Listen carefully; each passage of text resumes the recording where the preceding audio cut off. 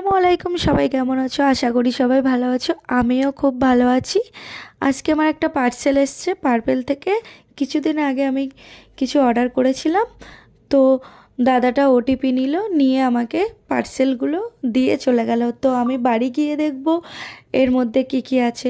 তোমরাও দেখতে থাকো। তো বাড়ি এসে আমি ফার্স্ট কাঁচি নিলাম। এটাকে তো প্যাক করা আছে, কাটতে তো হবে। তো আমার কাটার পরে ফার্স্ট আমি যেটা দেখলাম সেটা হচ্ছে ইনসাইটের একটা প্রাইমার। এটা খুব সুন্দর, মিডিয়াম দামের মধ্যে। তারপরে আছে আইব্রো পেন্সিল, এটা দুটো আছে। তারপরে আছে একটা টোনার আর ফিক্সার।